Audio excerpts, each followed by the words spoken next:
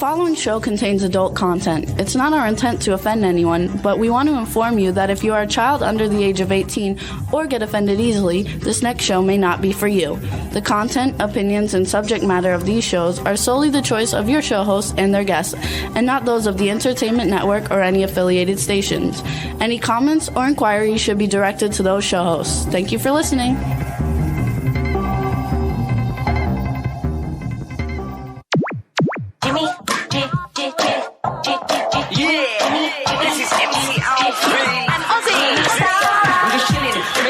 Sitting down and designing, where every man them are thinking, what are we gonna be wearing? Yo, I'm a little cool MC, you can't test me, big up the girls inside the party. Let's get down to crazy Jimmy, big up myself and known as Alfie, the one and only, the Turkish MC. Always love the clothes of Jimmy. British punk, yo, what I wanna be, Jimmy Star's new celebrity. We'll take you out to Jimmy Star's. Hey, ho, hello, what's up, everybody? Welcome to the Jimmy Star Show with Ron Russell, who will be here with us in a minute.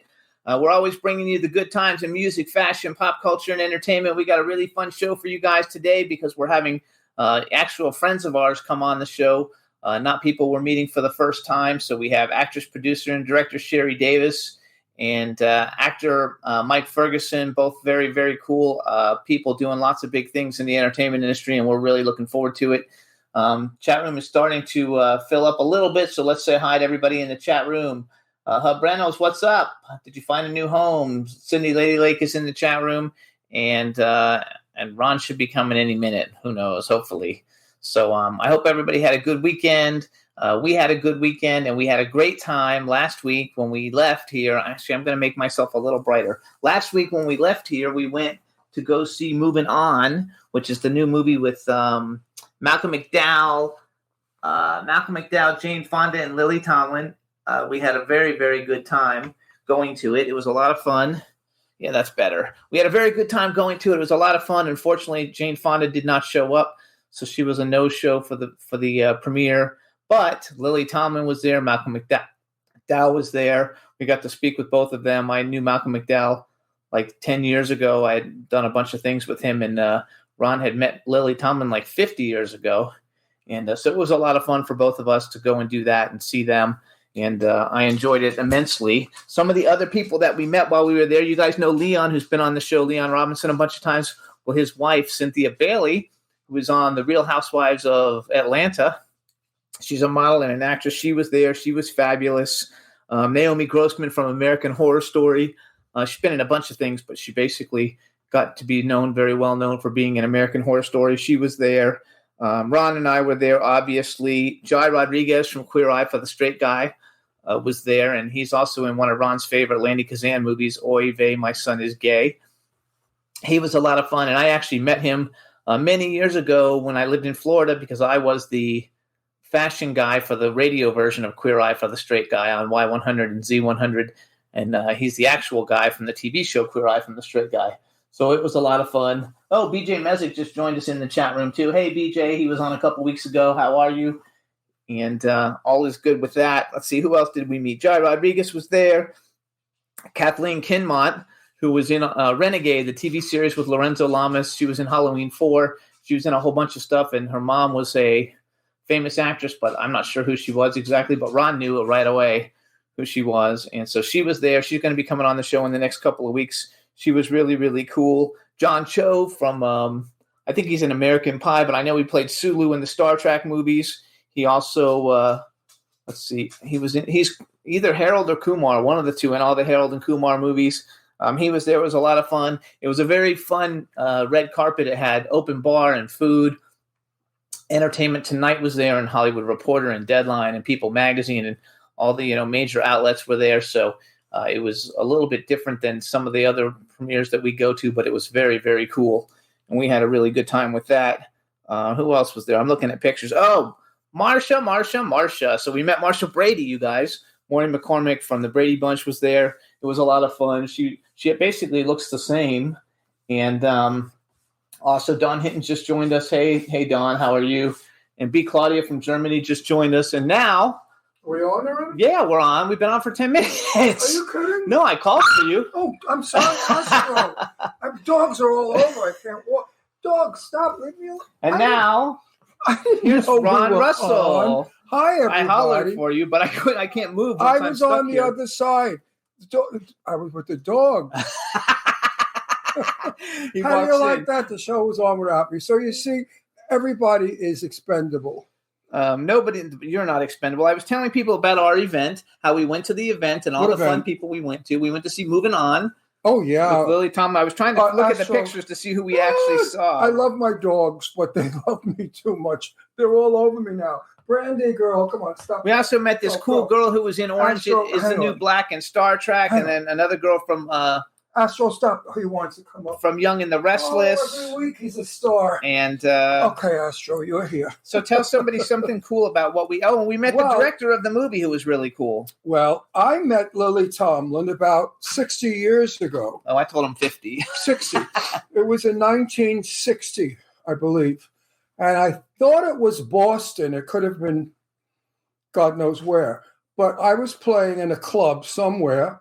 And my friend Bobby Denard, who's a famous ice skater, he skated with Sonia Henney and in the Ice Capades, said that he had a friend, this Lily Tomlin comedian girl, and we should all meet together. And we all met God knows where, but it was a club of some kind. And I remember Lily Tomlin was with this gorgeous redheaded girl at the time, who turns out that she's still with this lovely woman now, girl who became a woman. And she remembered it. It was very kind of her to remember. We both didn't remember where it was. Well, we're the exact same age. We're both 82 years old. And, we've traveled quite a bit and we've played in quite a few clubs in our day. So to remember back in 1960 is a little difficult. But she's lovely. She was very charming and very sweet, very friendly, very down to earth, very much the kind of person that I like. And I told Jimmy to possibly cast her if she's interested in my movie, The Curse of Magic, playing opposite me as my wife. But we will see what we will see. We're still casting that part. We also met Michelle Johnston, and she was in... and we met the Brady Bunch girls. Chicago. Wait. Michelle Johnston, she was in Southpaw with Jake Gyllenhaal and Dick Tracy in Showgirls in Chicago. And my favorite, A Chorus Line, I don't know if you guys like that movie with Michael Douglas, but I love that movie about Broadway. It was terrific. Yeah, and I said to Malcolm McDowell, I said, do you remember Jimmy? And he said, oh, yes, I do. He said, Jimmy was a very sweet fella, very giving. He said, and I loved his jackets and his line of clothing. Why did he give it up and go into this business? I said, I don't know. He's crazy, I guess, because you have to be crazy to be in show business. Anyway, Malcolm was a cool guy. We spoke for quite a while. He didn't brush me off or move on. He was enjoying my humor and my crazy stuff. Also, my daughter Deirdre was in a movie with him, Petro and Roses, or Roses and Petro, whichever way it went. So Malcolm and I had a lot to talk about. The movie was wonderful. We liked Moving On. It has a fabulous ending. It's a woke movie. It's got all the messages of woke today, but it was done well.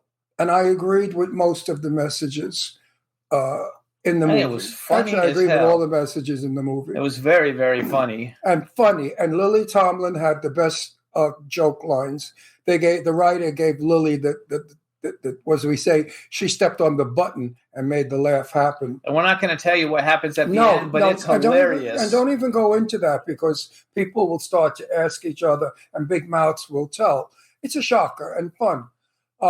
Jane Fonda didn't show up, and we suspect it's because she had said something on The View that, of course, the world went nuts over her comment, and maybe they told her to lay low and not go to the opening because the press could have done more about her and not the film. So I think it was a wise move. But I was looking forward to meeting Jane Fonda, and I'm sure one day our paths will cross. And also, it was at the Directors Guild.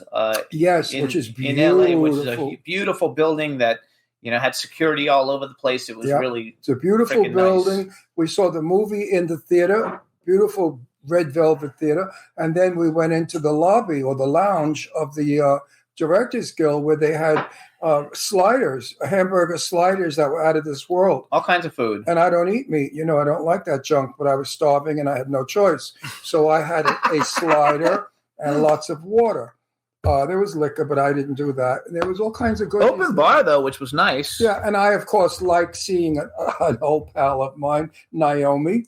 Naomi Grossman. Yeah, Naomi Grossman, who, as you know, was in the American Horror Story. She was that awful-looking, ugly thing with the knob on her head. Well, she's not like that in real life.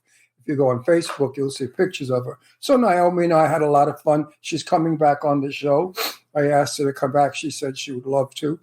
And then I saw, who else did I know that I saw there? I don't know, few people. A lot of people. A lot of people. It was a lovely, lovely room full of successful people who have arrived.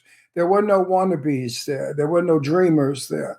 Everybody there was in the business for a long time and made points about it. So it was interesting to not be with the I, me, help, give me, can I be in your movie kind of people.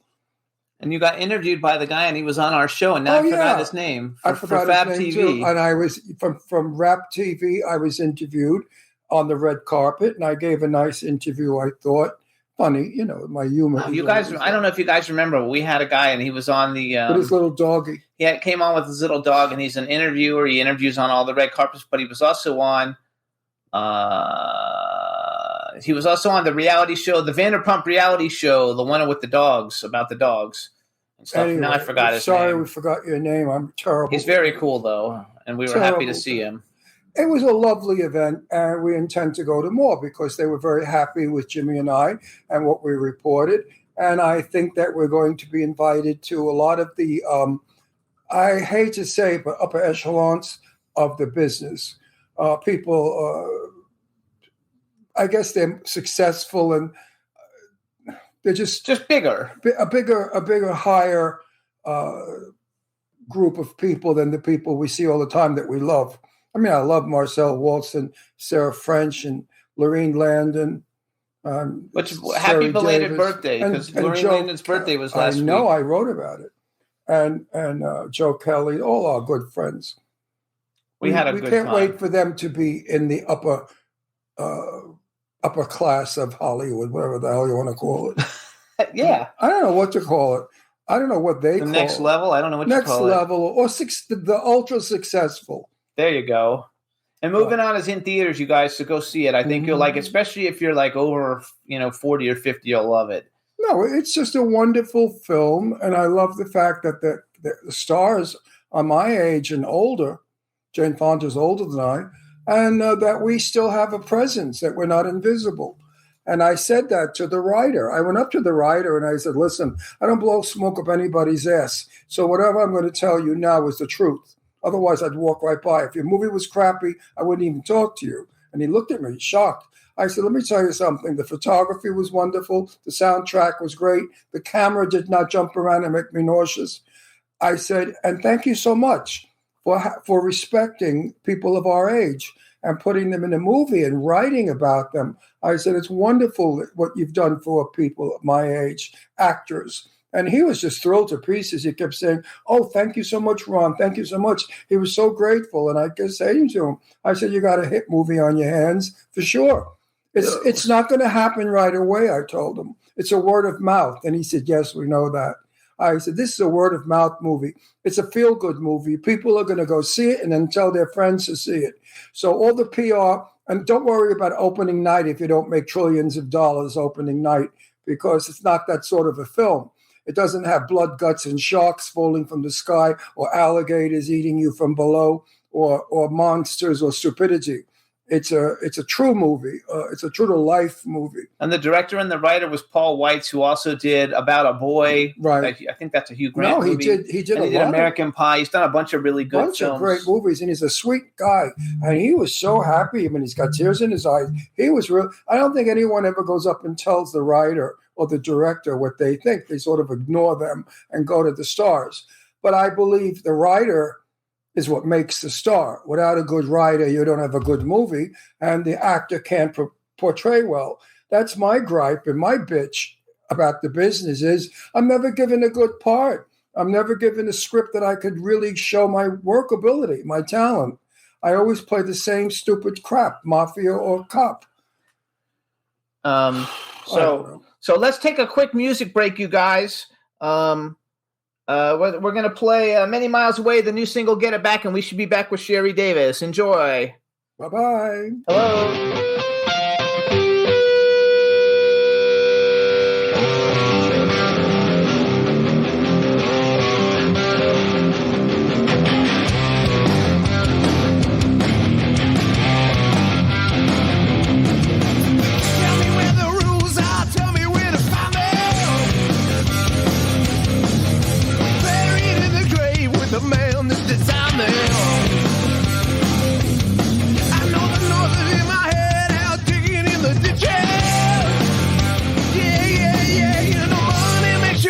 Ain't no cure for the wicked. Oh yeah, we gotta get back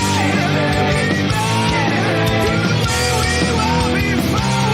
Told not to change, play the game. But don't look back, don't break the chain. And I know that love is strong, and we know that hate is wrong. We gotta get back to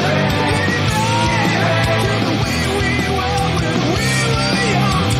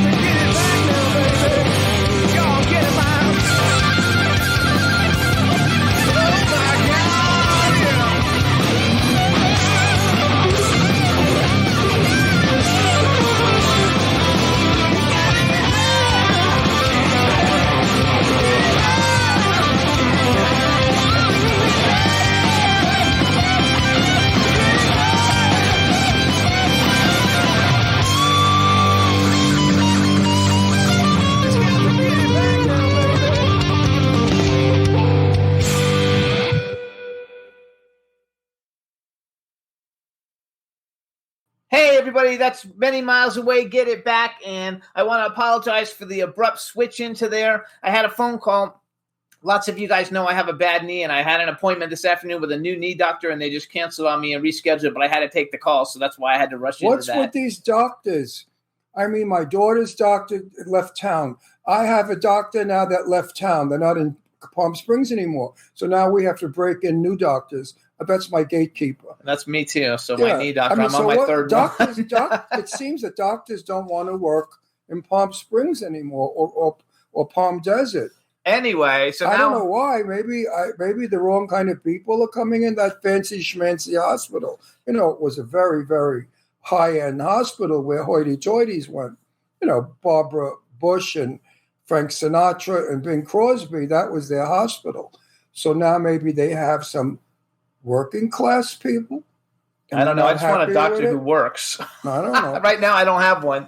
Anyway, I want to say dogs rule my life. Here he is, the love of my life, my Astro. He doesn't leave me alone. Make out. Let's kiss him. Tongue kiss me. Anyway, let's bring on Sheri. Let's make sure we can hear her, and if so, we'll do an intro. Bring her on, Juan. Where is my girl? Hey! Where's my girl? Say something. Oh, yeah, we can hear. Good. All right, everybody. Now we want to welcome to the Jimmy Star Show Juan Russell, actress, producer, director, and gorgeous soul, Sheri Davis. Hello, and welcome to the show. Yay! Before we get started, you already know Ron. We have to introduce Ron. Sheri, I must tell you, because I'm busting at the seams. Never make your hair dark. Never what? Never make your hair dark again. Because your lights went out. Red is your color. You look so gorgeous in this length, this color. Right now, you are the most beautiful I've seen you in years. Aww. I love and adore the red hair. Thank you, Ron. Yeah, I changed my hair often. I think red is here to stay. Different shades of red, maybe a little dark root. But yeah, we'll play around with it. We'll see what kind of roles I get. And, sometimes as an actress, you have to change it up. And but the dark hair, you just look like anybody. Right. You look like you could have been on a subway with the dark black hair. But the red hair looks like you stand out from everybody. Right. In the red hair, you're on a private jet. I like that. I like private jets. Private jet redhead. So, honey, what's going on? Hold on. Wait. We have a chat room full of people. They all love you. Say hi to everybody in the chat room. Oh, let me get to the comments. Just say hi and you're good. Say hi to everybody because they're all like saying, hey everyone. Let's see. B. Wait, we got Lady Lake Music. B. Everybody.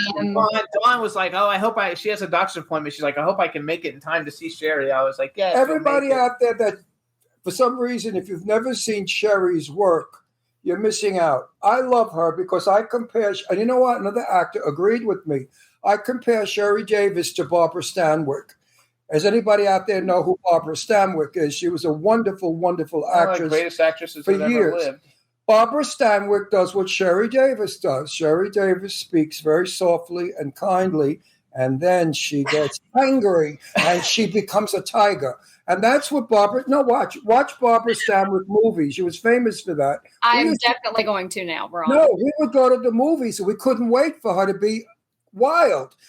She always got into it with a guy. It was always a husband or a lover where she turned around and fought with him and told him off. She was wonderful. Anyway, I forgot who the actor was, but a very famous actor who has worked with you, I believe, in a couple of weeks. I wish I could remember. I said, Sheri Davis is the new Barbara Stanwyck. And he said, Ron, you're right. She's exactly Barbara Stanwyck. Barbara Stanwyck was up there with Betty Davis and Joan Crawford. Wow. She was up there with one of Hollywood's biggest movie stars ever, was Barbara Stanwyck. Please watch some of her movies. You're going to see yourself. So now you're in Texas today, right? You're not in LA. I am in Texas. Yeah. We just had my daughter's spring break. So we were traveling for about a week of fun. Good for you. Yeah. And so we've been back and I work all day, every day. And I'm like really hardcore training right now to I have like 3 features back to back that I have pretty large roles in. And I'm like hardcore 100% on a health kick right now. Me too. So me is he. too. He quit sugar. Yeah. White flour. He quit white flour and sugar. Can you hear us? Let me bring Yes. our mic She can closer. hear. Maybe not. We're No, just I talking can hear about you, each Ron. other. Yeah, she can hear you.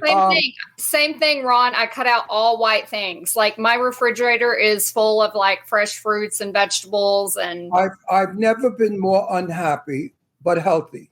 But I'm not happy because I feel 100% better I already. feel 100,000% better. Yeah, and the only thing white I eat, like I eat egg whites. Like I have energy now. Oh, he eats eggs. Well, he eats eggs. yeah, I need protein because I lose a lot of protein in my urine, the doctor told me. Oh, when you get older, you lose a lot of stuff.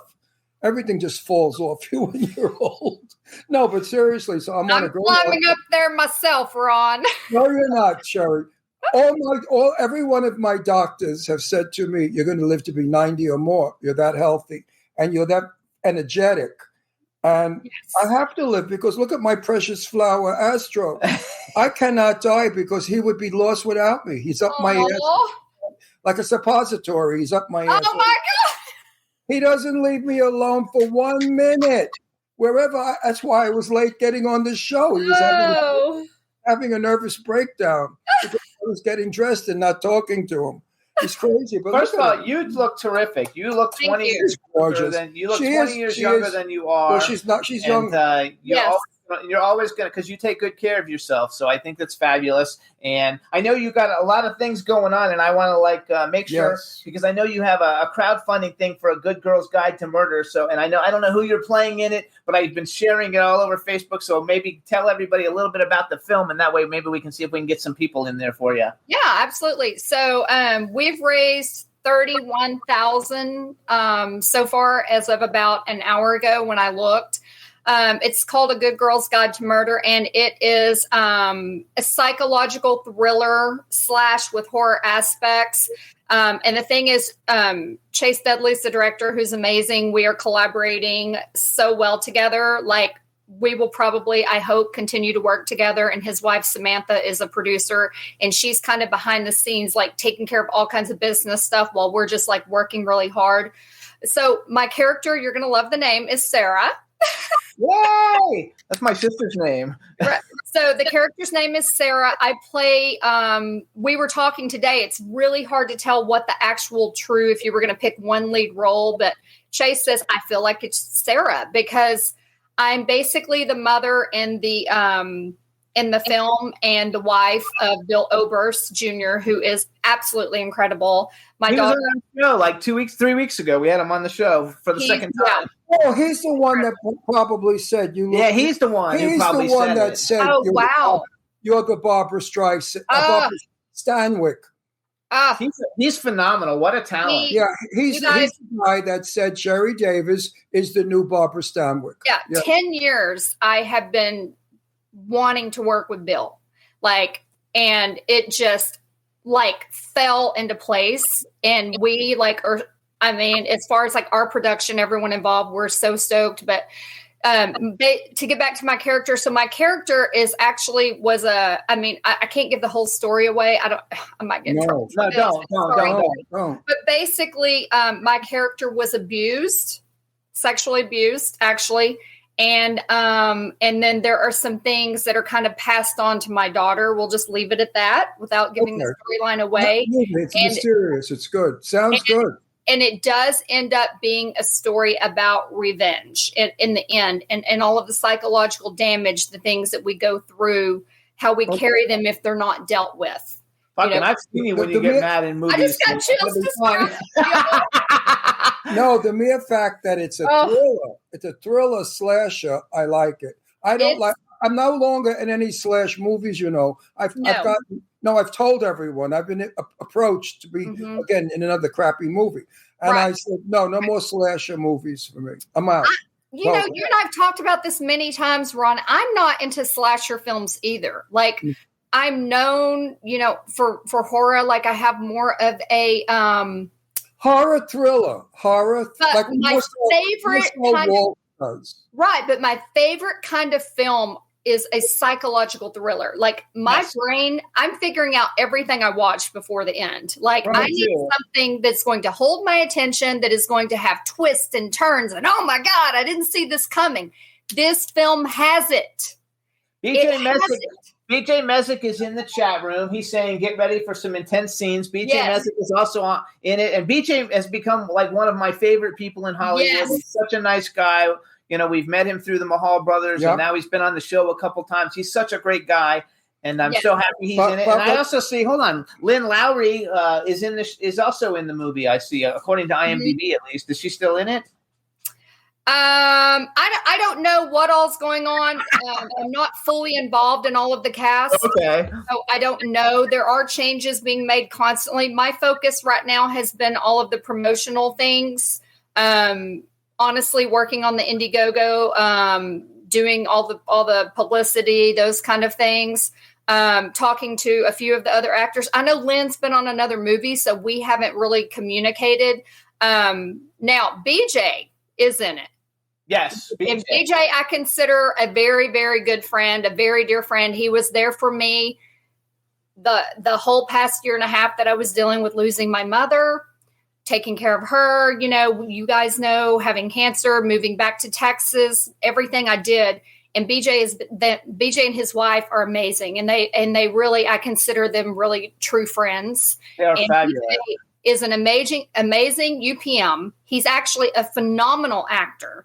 And if there's any problem on a set, BJ is the person that is going to find the solution.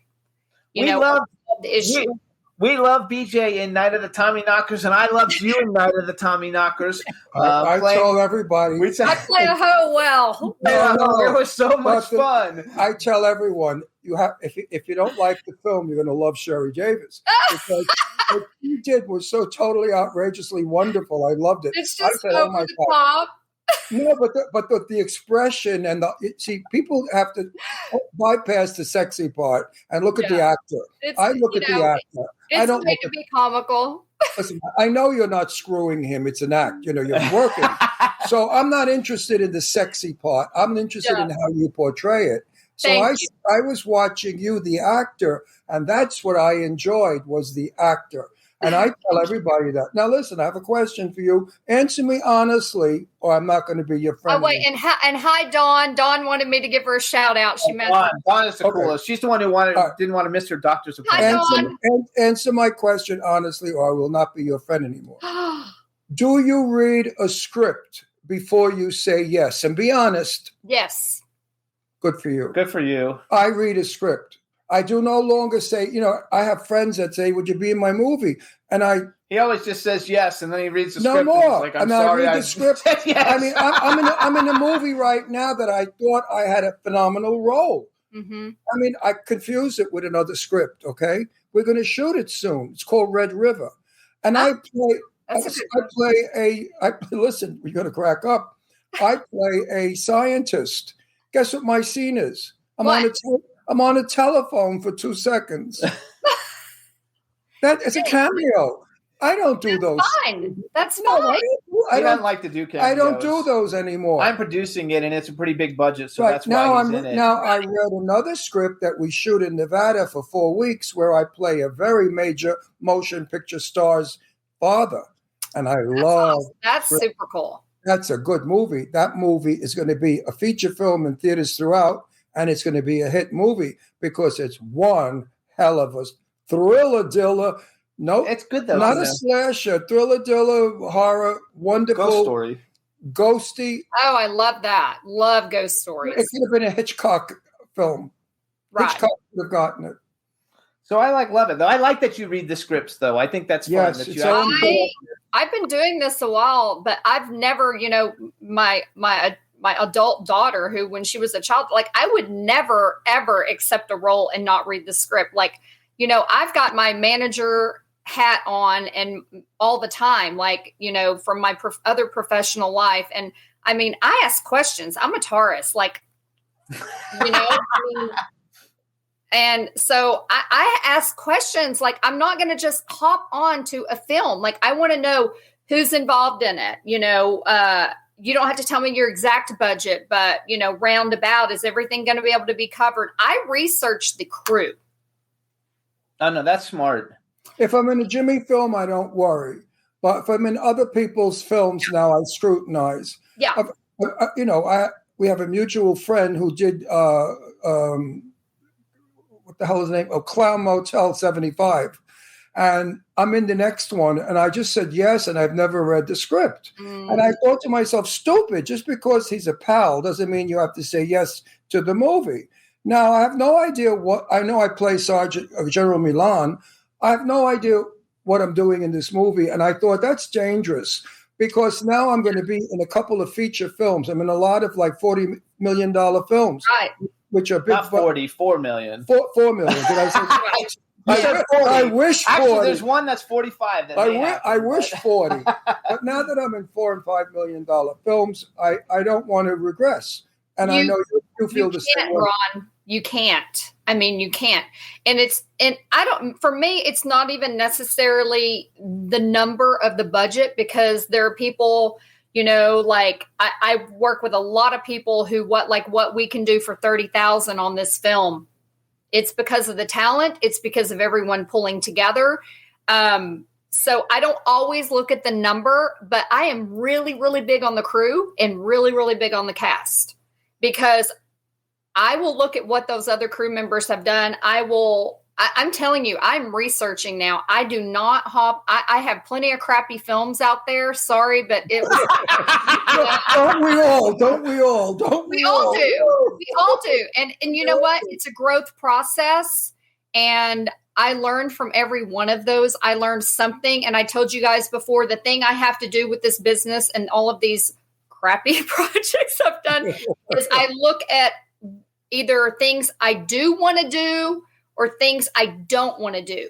And most of those projects we're talking about, that I'm not so proud of, sorry. But I was disrespected on a lot of those as well. So those projects, I learned what I damn sure didn't want to do. I think we never know what a movie's going to turn out to be. We have no idea.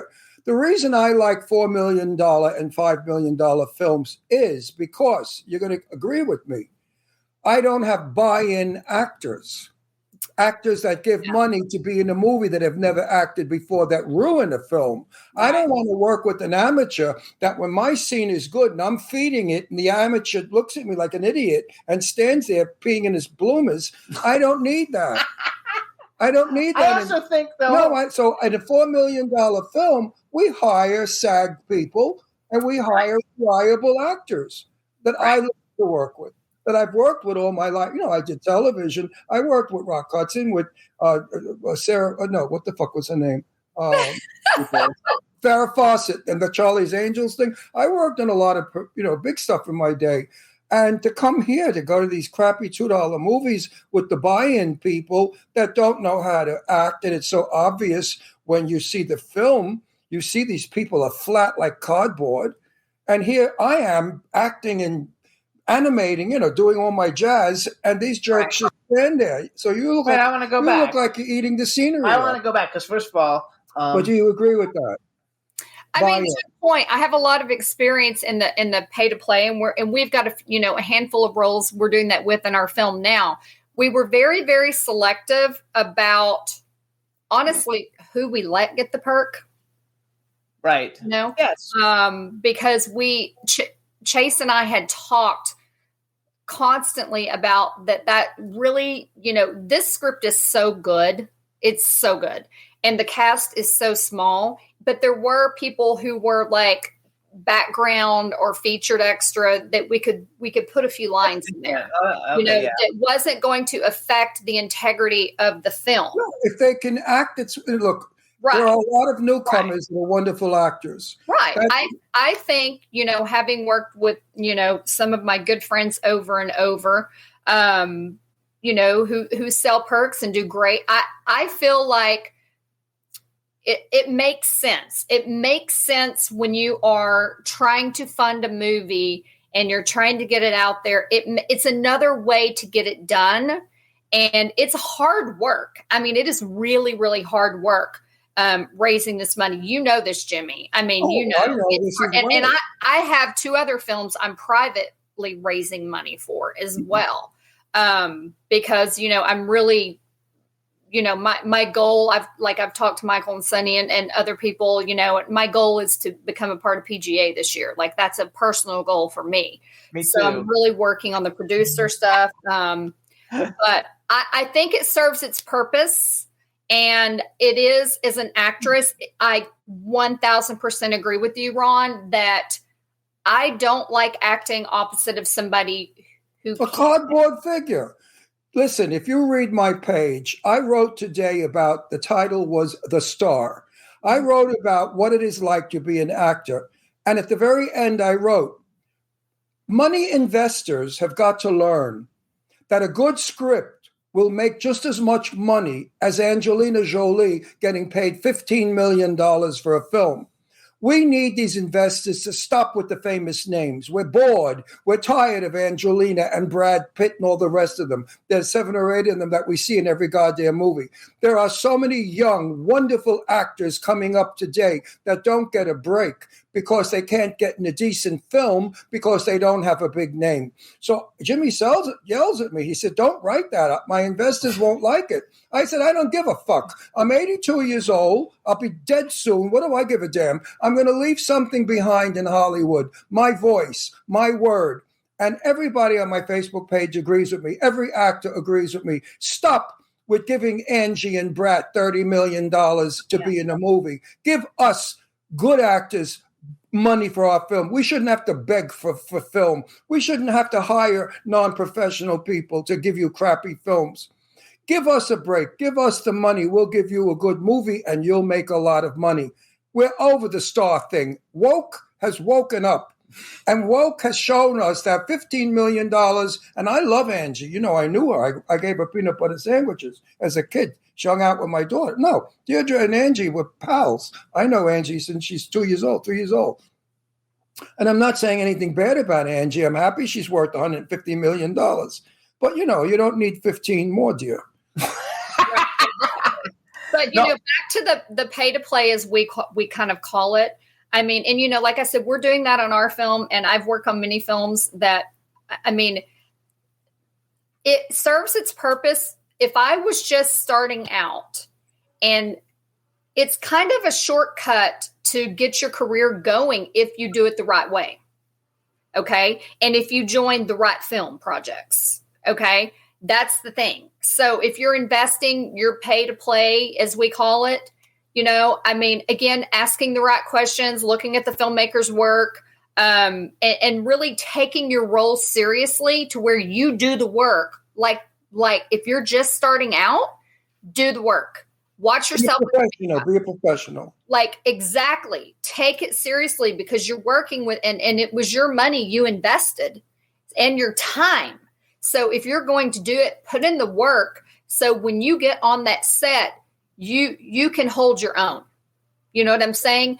I understand needing clips, needing footage, not getting cast, don't have an agent. I understand all of that because I've watched the industry change over the past probably 15 years. So I get it. It serves its purpose to me. I get it from a producer standpoint. I get it from an actor standpoint. But being a professional actor, it has been frustrating to me at times. Okay. My point, and here I'm going to make it very direct, is Sheri Davis is up for the role of Joan of Arc. Angelina Jolie is up for the role of Joan of Arc. The money investor says to producer Jimmy Starr, how many $1 million films has Sheri Davis been in? Oh, she's been only in a $3 million film. How many million? Oh, Angelina's been in a 250. We're going to hire Angelina Jolie. Yes. Sheri Davis could be a better actress as Joan of Arc, but she'll never get it because her work resume doesn't say she was in a $150 million film. This is why I'm pissed off with Hollywood and SAG and all those fucking phonies that are ruining our careers. I worked 64 years to become a known actor now. Could you imagine? I'm a newcomer. 64 years it took me to become a newcomer in the business because I had to put up with all the political bullshit about I was too ethnic looking. They wanted Troy Donahue and Tab Hunter, blonde, blue-eyed American boys. They didn't want boys that look Puerto Rican, Italian, or Greek. And I look like all three. I'm Italian, but I look like a Puerto Rican and a Greek. And they wouldn't hire me. That's so crazy because to me, every agent I've had, the thing has been with my dark hair and my skin was darker. Now I've lasered and gotten sun No, damage off, I'm talking. He's talking though about like in the I'm 60s talking and 19. 70s.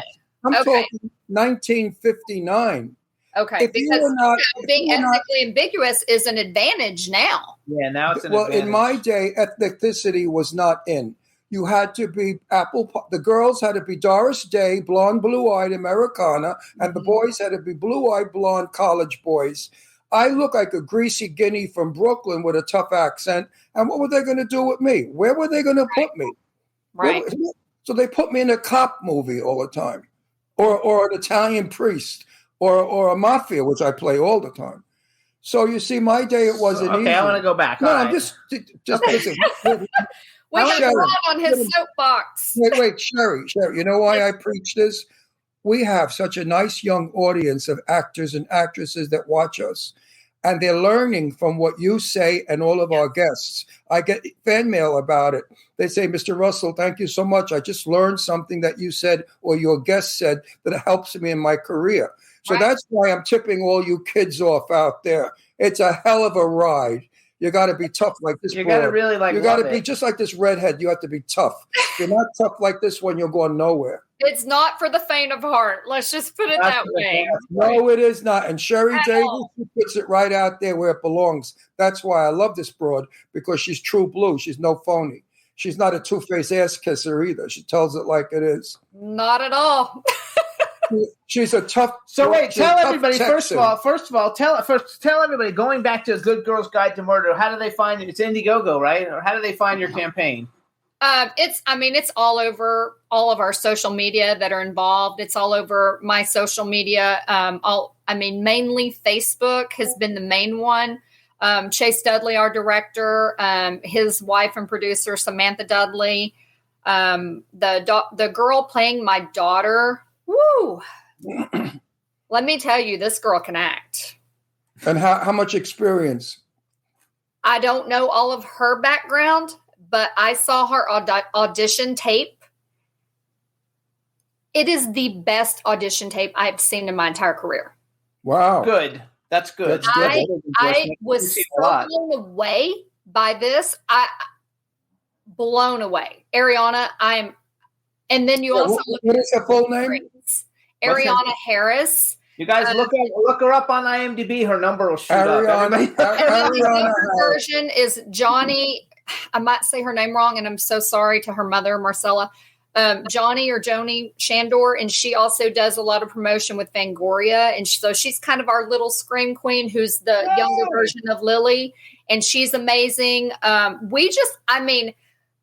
It's already like we're a family. Seriously, we all already have such a connection. We're constantly like messaging and all over our social media. And I have not been this excited about a film in a role. So when are you shooting, do you think? We have everything set. Everything's set. We were just raising funds. We are shooting the end of June, beginning of July in the Nashville area. So we can expect this Yay. film to be out next year.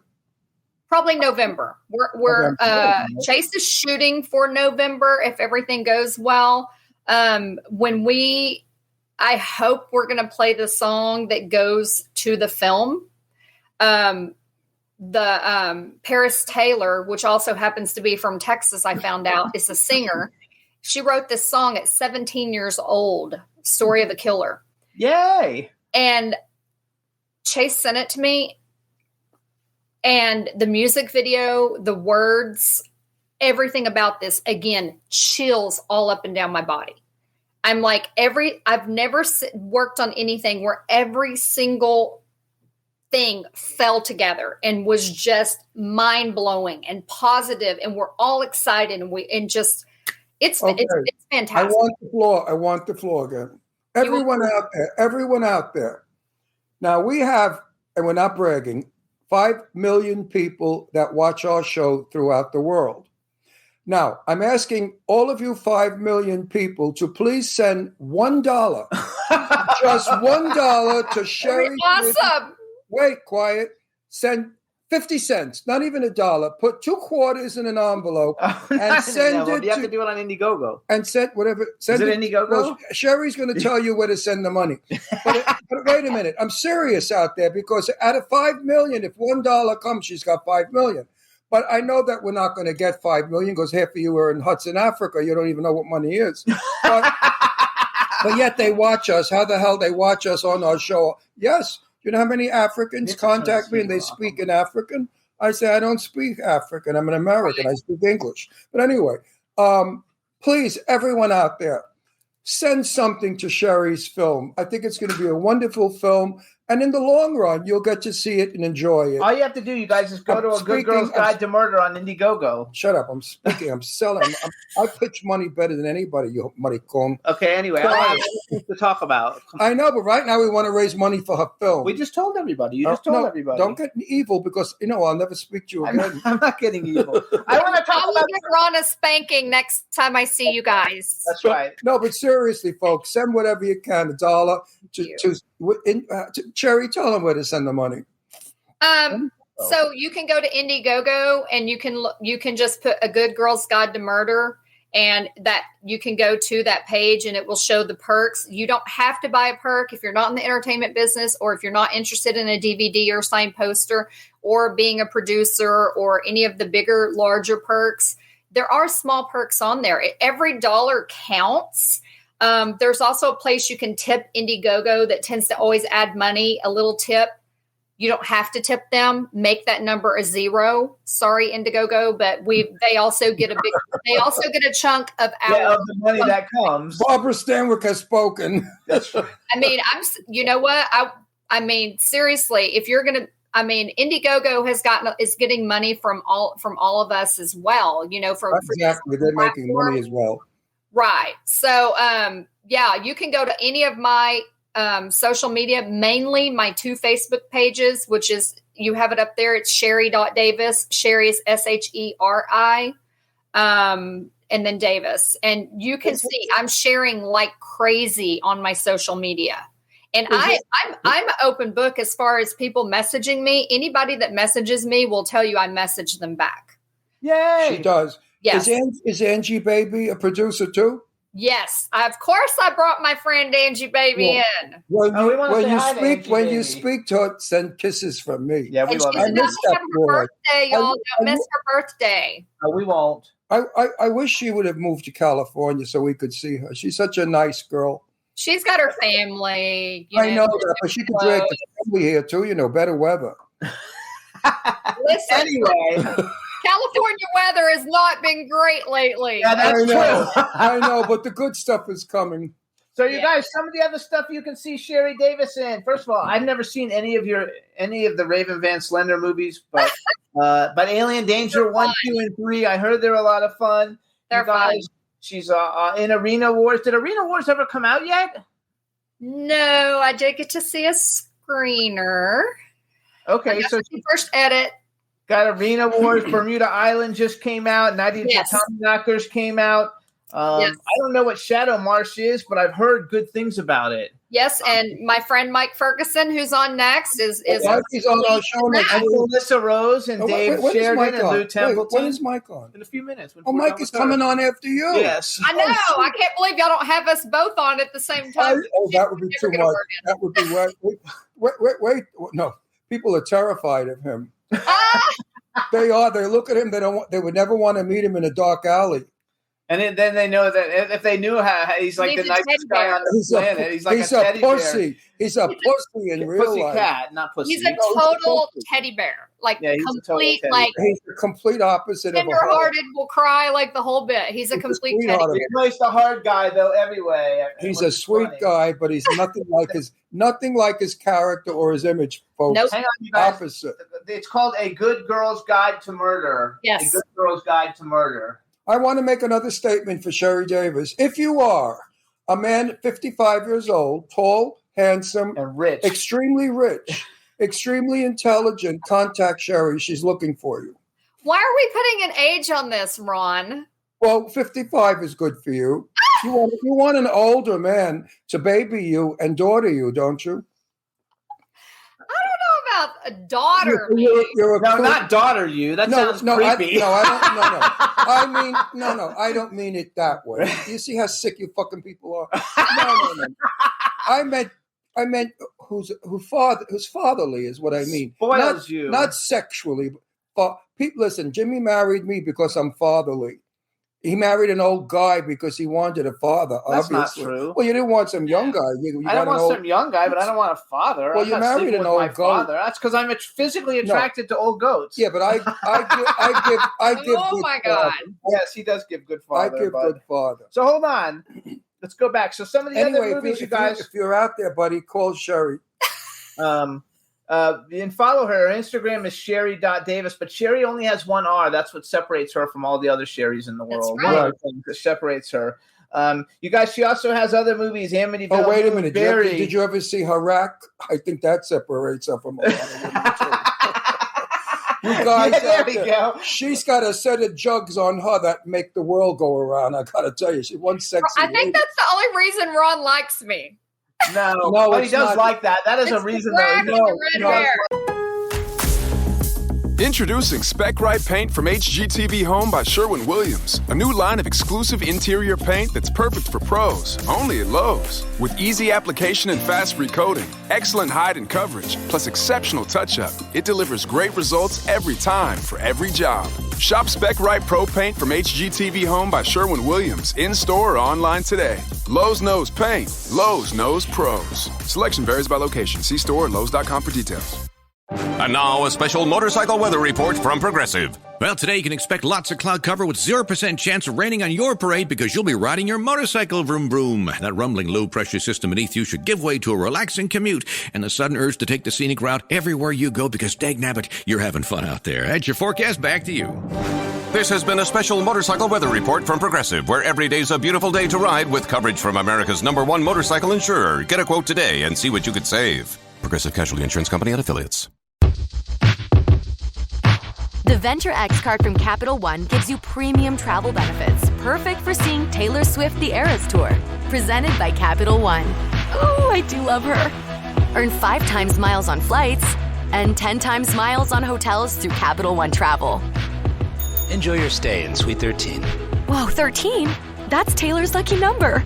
The Venture X card from Capital One. What's in your wallet? Terms apply. See CapitalOne.com for details. I have to tell you something. When I impersonated Jane Russell, I had a corset made that jacked up cleavage, as you've seen my cleavage. Yes. Tits made Jane famous. And I love tits for that. Howard Hughes was a tit lover also. Mm-hmm. I believe that a woman with a healthy chest and a beautiful face is a lovely thing to look at. I'm not that gay, I'm not dead. I do appreciate sexy, beautiful women. And you're number one on the list. He also likes just the fact that because you're not full of shit. Like, no, you I like the fact that he likes the fact that you say what you think, and you don't worry about everybody else not liking it. And you know what? You're not all over me like some slobbering bitch. Like some have, I was friends with somebody who and I was very dear friends, and I thought of her as a daughter, and she turned out to be a rat bastard. So I trust you. If you ever turned on me, I have scissors. I will cut. I learned the hard way as well from that one, Ron. Yes, I know. What'd you say? We know she's learned the hard way. I learned the hard way as well, and I kept my mouth shut. We all have. Let it all play out. Yeah, there's she's got quite a collection. Bodies all over town. Yeah, she's got and a few more just last week. So when you were just saying that, Ron, about I don't know, loving me and this is how it is, whatever, that love me, hate me, but you're never going to forget me. Yes. That's kind of become my motto. I'm kind of finally to the point in life where I wanted everyone to like me my whole life. It stems from childhood trauma, whatever, but now I'm at a point in life where if you don't like me and I didn't give you a reason not to like me, then F you. Yep, I agree. I've never been disliked. It's taken me a long time to get here. I still get my feelings hurt a little. I still, a little bit, but then I get over it very quickly. I think too, though, like I think that helps you going through the ranks of Hollywood because like you're almost busier than ever, and I'm sure you're turning shitty stuff down. So like you have a lot of stuff going on. I have one script. I told you they sent me a script, Drag Queens from Outer Space. They wanted me to play the head drag queen. I said, "Get the hell out! You gotta be kidding me!" Wow. Yeah, Drag Queens from Outer Space. All the drag queens came from another planet to planet Earth because they killed and ate all the men on their planet. So now they're here to kill and eat all the men on this planet. So I, of course, wrote back to the writer. I said, well, who gets to eat the guy's dick? I never heard from him again. So what are your favorite kinds of movies to like? Because I know you're extremely well known in horror, but you're doing some of everything. You're doing thrillers. You're doing a little bit of everything. Do you have a particular genre that's your favorite? Or just a good script? I'm really torn between two. Again, psychological thriller is the thing that's going to keep my wheels spinning. It's the only thing that can really hold my interest really, really well because that's just my mentality as I figure things out. And then, being from Texas, growing up on a small ranch and the lifestyle of how I grew up, Westerns has always been my thing before it was a thing, how it is now. So Westerns, and I've been kind of quiet about it. Like BJ's on here, he knows, but I did actually work on Yellowstone. Cool. And I kept it I had to keep it very quiet. The biggest TV show in the world. Right. I had to keep it very, very quiet. I did do an episode of Yellowstone. Why did you have to keep it quiet? Well, it's a very strict NDA. That NDA is, but now I can talk about it because it has aired and I did not make it on camera. Oh, well, that's the fact that I even got to work on it, that was my dream. That was a dream for me. That was a goal for me. And I had to rearrange one of my trips to LA because I booked it very quickly and I got to go work on it. And it was freezing cold and it was amazing. And my interaction was actually with Kevin Costner and the one that plays his girlfriend. So it was, again, hands down, there's only a few people that know about it. BJ's one of the ones I told details about it. So you're here, you guys. It's a scoop on the Jimmy Star Show with Ron Russell, and Yellowstone is one of the greatest shows. I only watched the first 3 seasons so far. Like I said, I did make the camera, but I have the experience. I will never forget it. Kevin Costner was the nicest person, one of the nicest people I've ever met. So fucking sexy man. Sexy man. He went around. There was like a special needs girl that was in one of the, I can't even think of the name, the walker that you sit on. And he just like stopped and walked up and gave her a hug and was like, she was background. He was like, thank you for being here. Like he was just, he made his rounds between the background people and he was just absolutely amazing. That's so nice to hear. They cut you completely out? I'm not in there at all. I did not make it. Not even no. Well, how about this for a story? That scene is not in there. I'm in a movie with Sophia Loren and Tara Punter in 1959. And guess what? They ran the credits over my face. Opening of the film. Yeah. There I am. I'm the soldier right there. And they opened the film with Barbara Nichols and Sophia walking down a train platform, and the credits are rolling. So was Night of the Tommyknockers like your other first Western then? Because that's a Western, kind of. It's a horror Western. Yeah, I guess so. And it's funny because when I talked to Michael and Sonny, I was like, what are you guys thinking? Why am I not on a horse? Why am I not a bigger role in this? Oh, yeah, you didn't get that. I was giving them shit. I think it was Alien Storm. We wrapped on that recently, and I just worked crew. I didn't act in it, but I kept saying, because they're tossing around, doing another Western, and I was like, what are you guys thinking? How the hell do you not have me in a Western? Like, right? Hello. Can you ride a horse? I have like 25 pair of cowboy boots. Like, okay, like, yes, I ride a horse. I'm looking at buying 2 horses right now. That's awesome. I'm from Brooklyn, and I could ride a horse, so of course you can. No, ride but I know how to ride a horse. Like, I do also. and I shoot took a lessons. gun and throw a knife and do a boat. Like, I know how to do all that. And so, I mean, absolutely, you know, my whole thing is like Westerns. I mean, I'm in an area, you said Red River. I actually live on what's called Red River. Okay. So I'm in an area that is so hot right now. And I really don't have a desire to go back to LA right now because, you know, it's kind of big fish in a small pond kind of thing. I mean, I've been in over 100 movies now, TV shows, commercials. I've done so much that now, you know, for instance, we have Taylor Sheridan. You know, Taylor Sheridan's place is a couple hours from me. All the filming going on in Fort Worth right now. They're shooting another Taylor Sheridan series. I don't know who it is. Just go. Oh, not yeah, Danny. and we have a ton going on. I'm on the Texas-Oklahoma border, basically. I'm right in between Oklahoma City and Dallas. I go either direction. I can go north. I can go south. There is so much shooting. There's Tulsa King up there that's his. You know, with Sylvester Stallone. We have a ton of things shooting in New Orleans, a ton of television shows. And then with me marketing more in Mississippi, Tennessee, and Alabama, there's a lot of like Hallmark. So, I mean, I'm out there, you guys. I'm just tight-lipped about it. Like, actually, I've got a film that we're raising money for now called Dog Moon, and it's a werewolf film, and we're shooting in Texas. Oh, I forgot the name of the fun. town, but maybe we could even put you in it. Yeah, I can put you in it because it's got like all these like military people, and we've got like some famous wrestlers that are going to play some of the military people. That's fun. But if you don't mind being like a fucking badass like military chick, you could be are you kidding? You could be a military because we've got some pretty big people that are going to be in it. That's another kind of role I want to do more because you guys know in the movie you mentioned earlier, I was a military person. And that's another thing, having that look where my hair is pulled back and I'm minimal makeup and doing roles like that, that's the thing I want to do. I want to show, you know, my variety, like how many different things I can do, like my range. Oh, this is That's really why, cool you know, one. I really didn't mind being in, I have to laugh every time I say it, Clown Motel. Because I played General Milan. I've never played a general in the army. Right. And I did it so well. And you look great.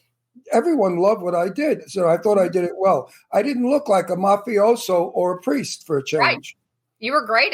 You were great. I'm going to like submit you to because I've got 4 other producers. You know, we put this whole thing together, but we have Sean Kanan in it. We have a couple of really big people. And now we can't mention. We have a pop, I'm in it. We have a pop star that we've sent the script to, and he's looking it over. And if everything works out, we'll have like the biggest pop star. Now in the you're world SAG, playing right? one of those Are you people. SAG? I actually, believe it or not, stayed SAG-E. Okay. I just got to pay my dues anytime, and I'm right. That's it. I have stayed SAG-E I have gone back and forth with every agent and manager I have had about joining SAG, and it's been such a debate my entire career. And the big thing, the decision was finally like, because you guys know how it is with FICOR. Like, you know, once you're SAG, like being FICOR, and I actually love indie film. I do love indie film. I love the passion of being an indie filmmaker, and I love the passion of working with other indie filmmakers. So now SAG has allowed us to work on other films. Right. So we can look. He doesn't understand all the technology. No, I don't. All I know is that I'm allowed, and so I give a shit. He's FICOR. So, you know. That's what I'm saying. Yeah. If you're not a SAG performer, you're never going to get, if you're not a SAG member, you're never going to get in a major movie. Forget about that number. Well, all I have to do, though, I mean, I've been on major television shows. No, I'm not talking about you. No, when I say he's telling it to other people. I mean the people that are watching our audience. Yeah, but the thing is, you know, in cheesy movies. You have to keep, you have to keep up with everything, though, and you have to pay your dues, and it's. There are things to it. It's not just a matter of saying, "Oh, I'm SAG," and that's the thing. You know this. Is generating enough money from those movies. And now I understand. It just went up to $4,500 to join. Yes. So And all of you kids out there, don't save up your money and try to join SAG if you're not going to be serious about that's it. where I was going. Because it's a lifetime commitment, SAG. Yes. You're going to pay through your ass for the rest of your life, whether you work or you don't work. You And got that's dues, the baby. Tell them about the dues, Sheri. Well, that's what I'm saying. I know actors that have done enough background hours on television sets because they were, always background on this series and that series, what I call professional background actors who are SAG. They joined, they became SAG the minute they could, and they carried their card around and they're like, look at me, I'm SAG. Yeah, and I'm a real actor because I have a SAG card. Which doesn't mean shit. And meanwhile, they have to pay dues and they're not even working. Right. And they're not making that much money doing background, and that's the whole thing. If you're not even making enough to pay your dues as an actor, don't join SAG. Nope. But again, I'm going to get in trouble now. I'm always in trouble. What the difference? I've gotten a couple of those. You need to join, letters from SAG before. That's okay. But again, I've worked on a lot that is non-union. I'm now back to. It's so funny because I started out working on big budget and SAG projects, and then fell into this indie world, and I love it. But you guys know there are so many different things. It's a whole different world working on a big budget set versus a indie film set. It's professional. It's professional.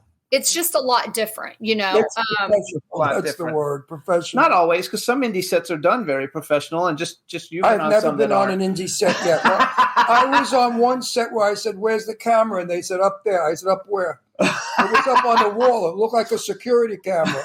I said, "But what about my lighting?" They said, "Don't worry, you don't need lighting." Oh, I don't? Thank you, B. Show shared on Facebook and Twitter. Thank you, B.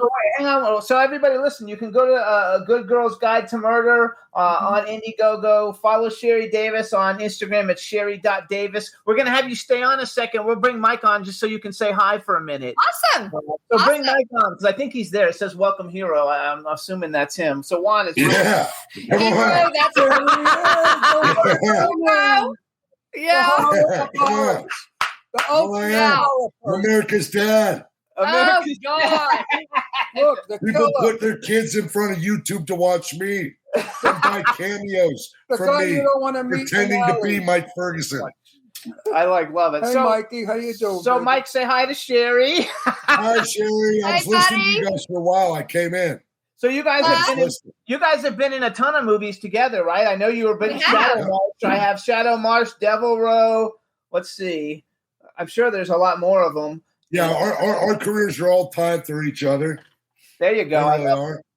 And Sheri's in Texas, and you're in LA now, I'm right? in Hollywood, East Hollywood. He's in East I Hollywood. never worked with you, have I? No. No. That's because You will though, I because think we've been in some of the same movies, but never in the same scenes. I think though that because Right. I forgot too because I'm kind you were in Clown Motel. Yes, No. sir. Oh, you For were a there? second. Okay. Yeah, So we were in the same movie, not the same scene. yeah. I'm doing a horror movie though, a werewolf movie with some big people, and actually Sean Kanan's got one of the lead roles, and I know you're friends with him. I love him. Yeah, I've got a movie called Colonials coming out. April 11th, right? Yeah. April 11th. Yes, we're going to talk about that when we get Dump Sheri in a And then second. we're going to talk about your love life. Story of my We're life. going to talk about his love life, Sheri. So So we got no love life here. Listen, I've been married 24 years. There you go. And that's, look. Okay, here's what. Yeah, but I like your ex-wife. I wish you'd go back with her. No, he's got a new. She's a great person. She's not my ex-wife. She's still my wife.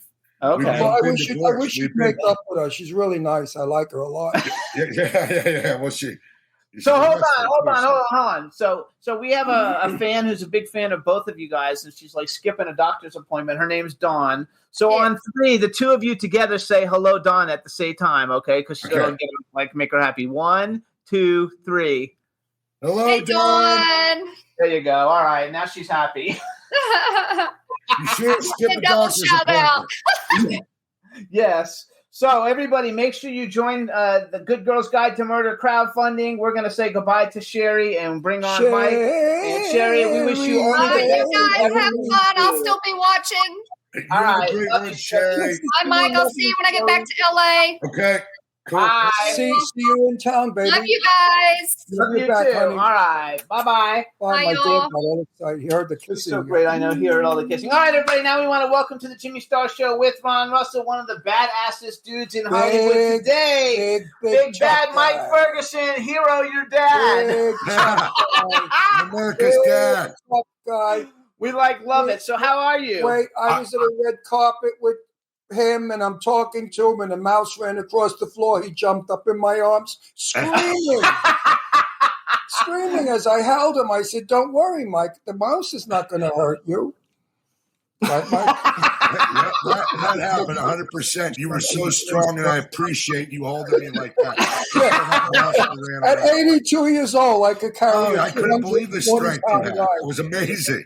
So I want to tell everybody listening. So Mike was on the show a couple years ago, but we met Mike when we first moved here at a premiere. He goes to all the premieres. He's the it boy of Hollywood. And he's one of the nicest people we know. And I told him back then, like 5 years ago, I said, you're going to go places. Oh, He had yeah. done some stuff then, but nothing like he's done now. I was like, Yep. but I see you, and you're going to be really big in Hollywood. And now he basically makes a movie of fucking every 2 weeks or something. He's like in That's a movie. right. He's basically booked all the time. Plus, he's in some of the biggest music videos on the fucking planet with some of the biggest music Stop video cursing. stars. You know, we want to clean up the show. I don't want to clean it up. Dude, And dude, the other night, I was on an overnight for the Weeknd's new movie. And then fucking did Devaney Pins. I did 2 overnights for them. Then did Devaney Pins early in the morning movie. And then rolled up to another movie I just NDA'd on to work a night shoot. no, you're So always literally 3 sets in 24 hours. yeah, which I love. Which I actually and I live on this stuff, and they haven't sponsored me yet. I'm so upset. they should be sponsoring you. What is it? Monster. It's like Monster, energy Oh, no, don't drink that shit. It's very bad for your heart. Right, look, I trust me. I know. I treat it like a pre-workout. Only when Dad's got to get up and go. You know, it's a work. All You the know, energy I nap a lot. We had one of those for a sponsor work once. Oh, And I really? was telling everybody how wonderful it is and it gives you energy. And then one day I tried it and I thought I was going to have a heart attack and die. I was jumping out of my skin. So I said to Jimmy, we can no longer do that commercial. He said, why? I said, because I don't lie. Therefore, we got rid of the sponsor because I couldn't say anymore how good it was because it was bad for you. Yeah. It speeds up your heart rate, your blood pressure, everything goes on high. Oh, yeah. Oh, yeah. Oh, So yeah. everybody It's out actually there, like a don't be pre-workout for me. encouraged to That's drink honestly, it's when I have to be on and do something. Look, I've been napping. I Have love a couple naps. of cups of I've been coffee. napping, he said. Have Yeah, fun. yeah. I mean, I nap a lot, and just because look, man, I do it, moving around and stuff like this. Look, I'm a grown ass man, and a lot of these roles are pretty physical that I Yes. do. And like literally, I just did a scene the other day. The director came in. Are you okay? I was wearing knee pads and shit, but I sold it like a son bitch. But look, man, when you feel the lumps and bumps now, where even 5 years ago I didn't feel them the same way. I love Lumps it. and One bumps. thing I didn't know you were in. If wind blows, I'm in pain. Hang on. One of the things I didn't know that you were in, and now we almost feel like I have to rewatch it, was Hell Hath No Fury, because we're pretty good friends with Nina Bergman. Oh, I And, love it. I'm not in that movie. Listen, this is a funny story. That we started doing carpentry work on that. I was an art swing, and I was a carpenter on that. Oh my gosh! Okay, so we didn't miss you then. No, you didn't miss I shit. think we You missed didn't- him. you didn't miss shit. It's funny because I was working on that movie as a carpenter, and then they tried to hire me for prop master, and this was one of the earliest jobs going back into COVID in 2020. Well, I had signed on from a little movie called The Last Deal. And I had this prop master job last 2 weeks, 2.5 weeks, whatever it was. Or I'd take 6 days acting, and I was broke as fuck. And I took that 6 days of acting, Absolutely. which I would have made weight. But listen, I got to do, which The Last Deal just came out. Yes. Literally, She's a and delight. The Last We Deal love just her. literally came out. We had major markets. I think 22 theater release or more. We've got some more news coming from that. Somebody just jumped on the soundtrack, and there's still life in that movie. It's when I did that movie right around that Hell Hath No Fury time, and they'd hit me up. It was a good movie, by the way. It was a great movie. It was actually a good movie. It was a great movie. Hell Hath No Fury? Yeah, it was good. I loved it. Oh, it's good. Yeah, it's good. I loved it from beginning to end. And I fell in love with her. She's a wonderful person and a terrific actress. We went to her 100%. We went to her birthday party, and I got to know her socially. And she's just a lovely, down-to-earth, terrific gal. So let's go Colonials. April 11th, I wrote down Daniel Roebuck, Sean Kanan, Jamie Bernadette, Greg Creek, because those are the people I know. And you. Listen, this movie's just packed with people. And look, Greg Creek, come on, he's just working with Kevin Hart.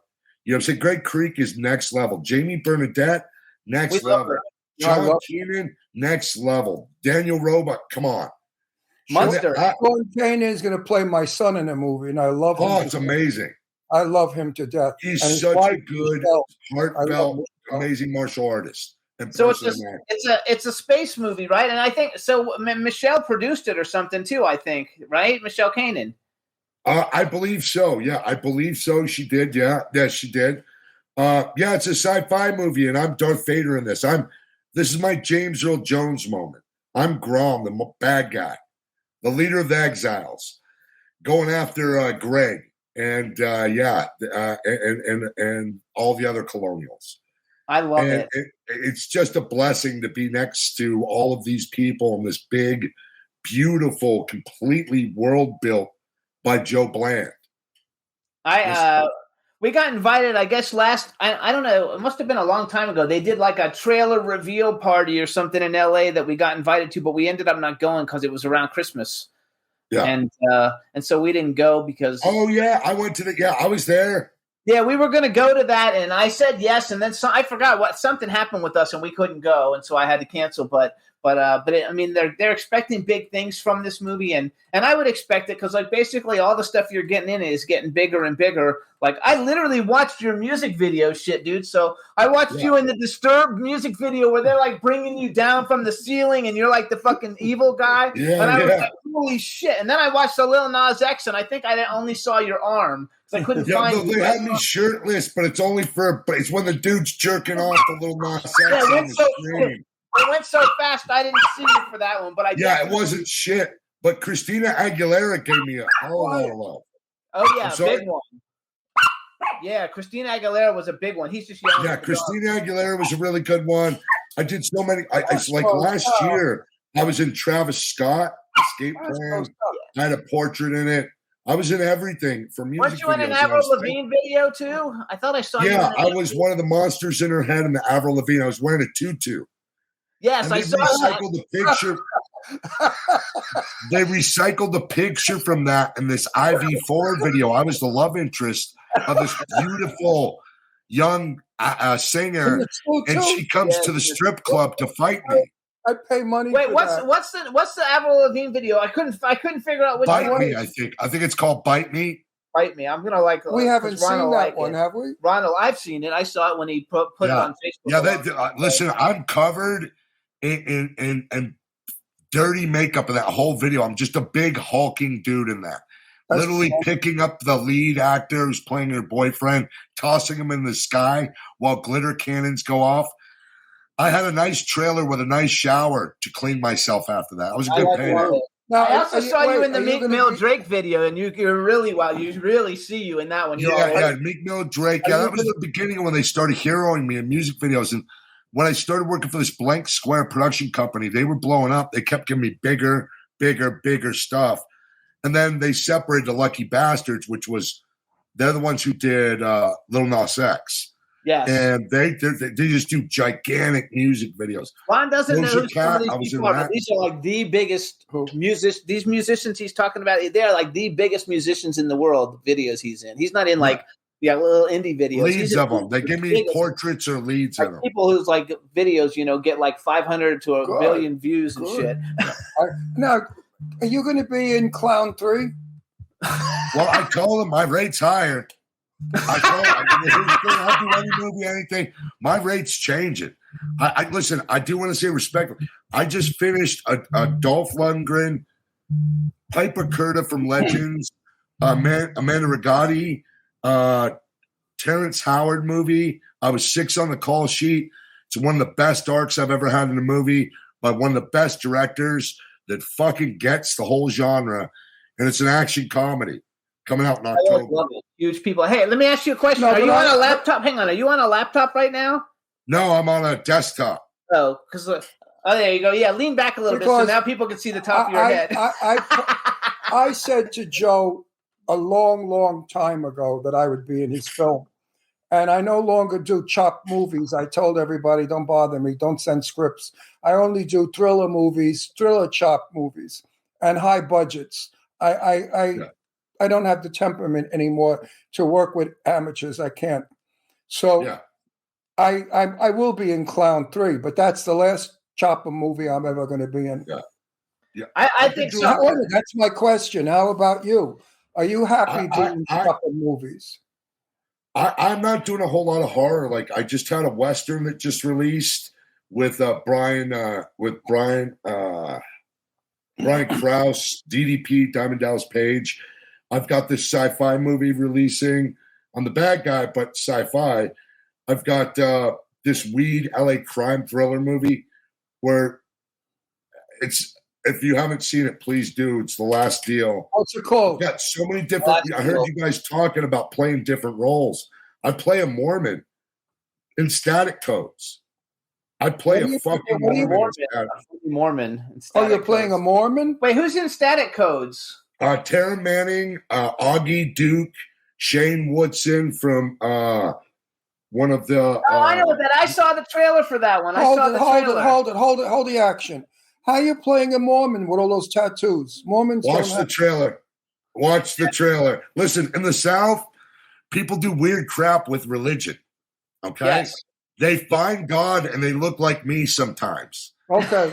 And like if you've ever lived in the South, like Alabama, Florida, Kentucky, Boca Raton. That's as far south as Boca Raton. Yeah, there's guys like me in Boca Raton that went there and found I Jesus. don't think so. You have to be Jewish to be in Boca Raton. I actually know. I've met Brian Krause a bunch of times. He's super cool. I've never met Dolph Lundgren. How was that working with Dolph Lundgren and Terrence Howard? I mean, he doesn't get to Look, Lundgren, the director, because I was heckling him in the scene, and this was Lundgren's coverage when I did this. We're in a giant theater in San Pedro. This early 1900s fucking beautiful, the Grand, the Warner Grand, and or some shit. And he's giving his fucking best monologue I've ever heard him do in his life. So fucking on point. The director starts getting me to motivate him to start teasing him. So this is how I meet Dolph. And the director had loaded a joke about him being a Russian asset earlier in prior days. So I called Dolph a commie. I yelled, "Commie, you fucking commie prick bastard." and the fucking everybody looks at me like and then Dolph looks at me like, "Fucking, I'm gonna kill you."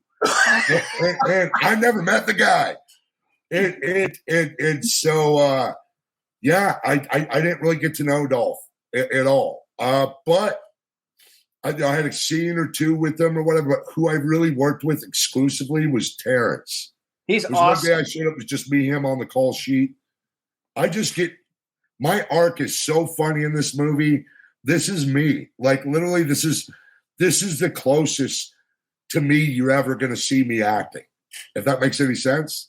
So wait, go back real quick though to Dolph for a second. Like, is he a lot bigger than you? Because you're a fucking big dude. Yeah, he's big as fuck. Like Dolph Lundgren's so big. He's in shape. He's still good looking as shit. But he's so no here kid. I am, this he's got to be in tattooed guy calling him a commie. I felt terrible. I think he's got to be near 70 years old, right, or more. Yeah, he still looks great. He still looks great. He still looks great. Terrence Howard's another great. one.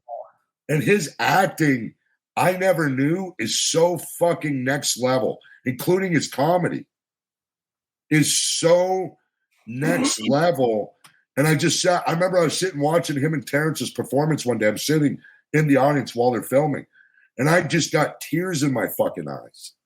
I did, because of how fucking good. I got background video of Terrence playing the piano with Piper Curta during lunch and singing and fucking, it was something I've never seen. You know what I'm saying? You talk about those big budget movies. Yes. This was that one for me. You know what I'm saying? Where I walk in and I'm getting paid what my rent is per day. You know what I'm saying? And I'm like, you deserve it. You've like you know you've made a lot of movies that sucked, and and then you made a lot of better ones, and now you're making even better ones, and it totally like works, and we all do that, so it's terrific. I really think it's working through the genres, because look, there's a place and time for all of those. You know what I'm saying? With horror crowd, with the genre, the lower budget stuff, the stuff.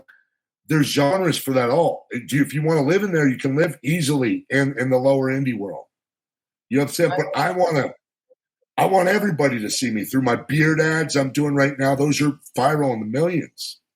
You know what I'm saying? I just did some other t-shirt club that's viral, that ad companies are paying to market these other people's shit.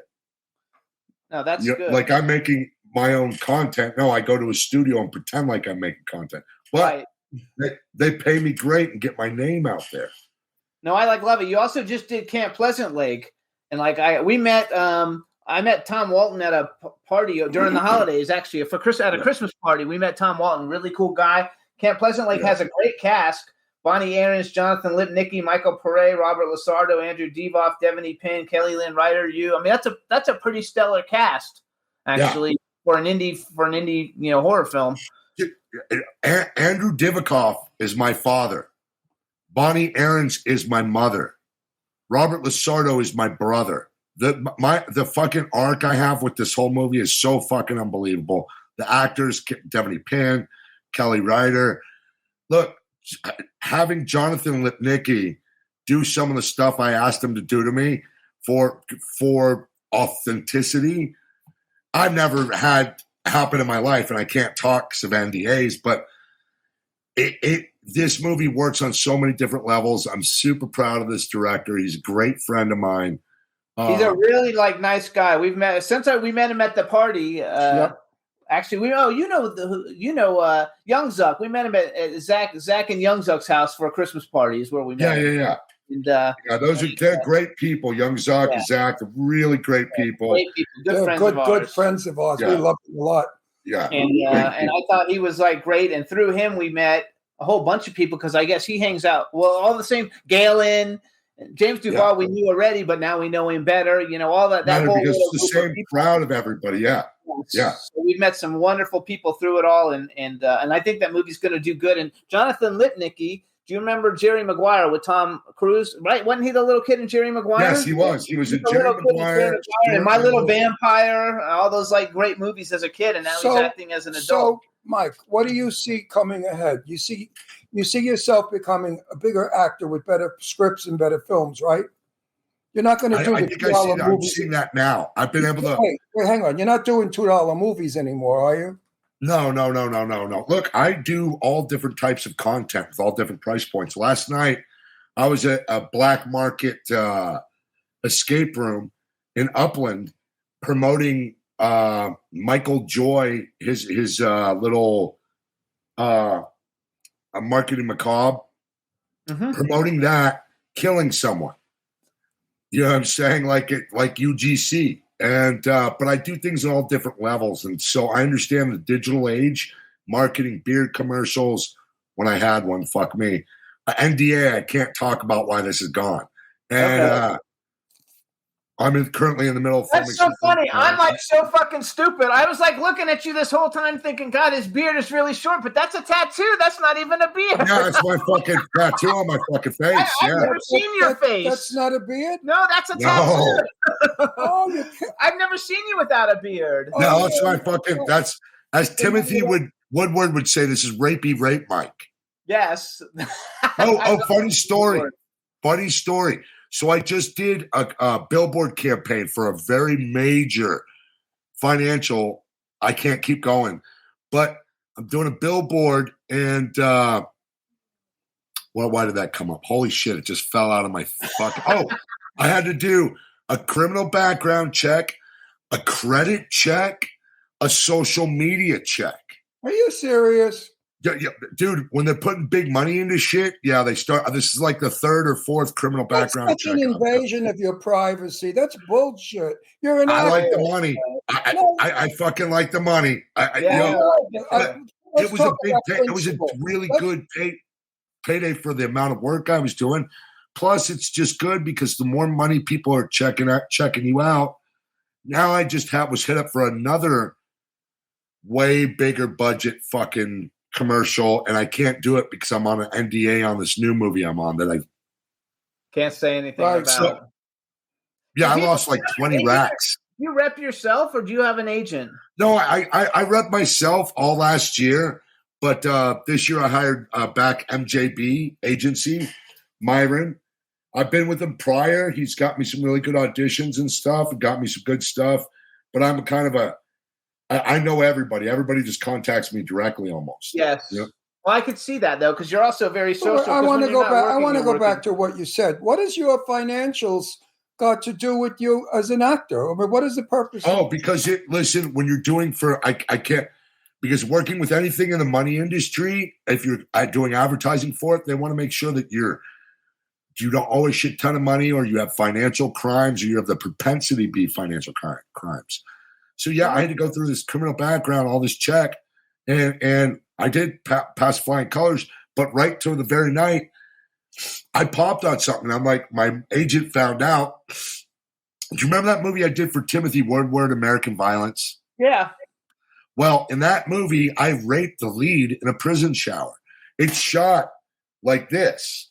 It's shot like this, and that's all they show. Well, I ended up on a porn site because some people thought it was sexy. Oh, wow. They wouldn't hire you now. No, they hired me. They hired me because they saw it was a movie. You had to explain it, though. Yeah. I did a movie with Bruce Dern. It was facial recognition. I did a movie with Bruce Dern, Denise Richards, Michael Perry, fucking Quali Man, who went on to do Cop Shop, went on to do Den of Thieves. He's done a bunch of other movies with Gerard Butler. I rape him in a movie. But I popped on that. But hey, at least they were able to explain it that you know what I'm saying? Look, listen, America, I'm verifiable, taking care of your kids now. Whoa. Great actor. It's so funny to me because you're it's sad how you have to watch what you do in film. It's sad. You're literally one of the most. I've never met Robert Lasardo, but he's kind of intimidating on screen, and I think you're one of the most intimidating people that anybody could ever like walk into until you open your mouth, and they find out, oh my God, he's like the nicest guy on the fucking planet, But I think that really works for you, though. I think the reason why nobody looks like you, nobody acts like you, nobody's got you, and now you're doing comedy. Yeah, I'm doing comedy, man. You know what I'm saying? And it's someplace I like to really live. Look, everything from my other past stuff was just raw emotion. I didn't know a lot about acting, but I understood emotion. Now I'm able to take and refine that into different things, so it's not as crude, but I can say the same things. You know what I'm saying? When I've become friends with these people, these acting schools, and I've learned a lot more about this craft, so I could be better with it. You know what I'm saying? What you need to do. Because aren't you also, like, I don't know the name of it. I've watched a bunch of the videos, but you do, you're like on a comedy, like a channel. Basically, it's like a comedy channel for kids, and like they get millions and millions of views. Yeah. They just did a 2 hour, 20-minute video. It's 1.5 million views in the past month. 2 hours and 20 minutes. Their subscribers are only 1.7, so we're going beyond their analytics 100%. And that's 2 hours and 20 minutes of just nice stuff. Right? But it's comedy. It's a comedy channel. It's comedy. It's a children's show. I have an arc of about 50 videos. What is it you do? What do you do in it? I'm Mike Ferguson, professional bounty hunter. I teach young men how to be strong and brave and how to protect your friends, sir. In a comedic way. In a comedic way. But I got to stop cars from running them over. I've got to have stunt fights. I've got to do fun. But in a child's perspective, you know what I'm saying? I don't swear. It's right. G-rated No, it sounds improv. fun. Yeah, Yeah. No, well, it opened me up to other audiences. So when I first started working with YouTubers, it was Colin's Key, 50 million views. And then they tried to hire me permanently. Then I did that pilot prior to COVID, Manhunters. Some YouTubers saw it on Pop Star Television, the 3 1-hour pilot we did. And then it just went up from there because I had a cop car. I had the bounty hunter uniform. So the first one they did, I was just like, hey, I'm Mike Ferguson, bounty hunter. Just took over the improv. And they couldn't rename me because I did it so good. I just came in and schooled these kids. Well, they schooled me. But we worked on this together, and I was able to come in and work with them at this high level of improv and really make something. And I'm thankful as all get out to those guys. So, okay, so what is your favorite? Because now you've done everything. You're doing horror, you're doing action, you're doing comedy. I guess you have you been a leading man, like a love interest yet, or I don't know if you're going to get there. No, I don't think I really live in that world anymore. I'll be honest with you. I'm everybody's daddy or uncle or pappy or whatever the fuck. I think that's where I live now in this world. Is that I'm an older guy that's seen some shit. Do you want to get out of that? Do you want to get out? Do you want to get out of that character typecasting? I've already have. I really already have, and I don't mind it now because it's kind of anti-hero-y. You know what I'm saying? Look, everything I liked about Ash and Kurt Russell and the character decisions I'm not comparing myself to them in any means of the way. But those are guys that I looked up to and admired, and with these weird, wild roles they would do, from Big Trouble in Little China to Evil Dead. And now he's Santa Claus. The last 2 Christmases he was Santa Claus, and he was great. Right. Yeah. And you know, I'm always doing. I've did kids' Christmas specials. I've done. I'm doing everything that I've wanted to. There's no role that I'm played the uncle / father figure in Shadow Marsh with Lou Temple, Sheri Davis. I was a lead with the young girl in that, and it's a great looking film. It's slow, but it's a great looking film, and it's really good acting. Actually, we heard it was really good on TV. Yeah, we heard that one was good. It's very, very healthy to play it. I'm tired of playing mafia. Yeah. I'm tired of it. So I have a couple of movies coming up where I do not play any of them. Yeah. I play a father in one to a very famous movie star, and that's what I'm excited about. I've never played a father to a man yet. I've played father to women, but never to a man. And it's a whole different acting because I had 2 daughters, so I know how to act with women. Yeah. But now I'm learning, how am I going to act towards a son without looking like an old fag hitting on my kid? Yeah. You know what I mean? So it's a tough role to play a father to a man. Actually, I think that's part of every actor's internal struggle. I mean, that's whatever it is, you have to overcome that. Just like every set is its own room. Challenge. I got it down. I have a mirror, and I got it down pat. There's a scene that I have to cry. I'm going to cry. I don't know if they want me to cry, but I'm going to cry. I've never cried in a movie in my life, and I want to cry at this one point in the movie because I feel it's important. Yeah. We'll see what happens when we shoot it. We're shooting it in Nevada next month. Nice. Also, BJ Mezek is in the chat room. Say hi to BJ. Hey, what's up, BJ? I'm in a lot of stuff with BJ. Yeah, we love BJ. He's a great dude. He's a great. We really only met him this year. Oh, at the end of last year, so we haven't known him that long, but we really love him. He's a great guy. We never met him before? Huh? We didn't meet him before. Only a year? No, it hasn't even been a year. When the Mahal Brothers film where they're all like trapped and they like kill each other one by one or whatever, like that's Death what we Count. Death Count. He was on the show Bermuda Island with all of them. I was in the Mahal Brothers movie. No, we love the Mahal Brothers. They're very cool. So let me ask you a question. I want them to make $20 and $30 million movies because I think they should. I think they have the eye for it.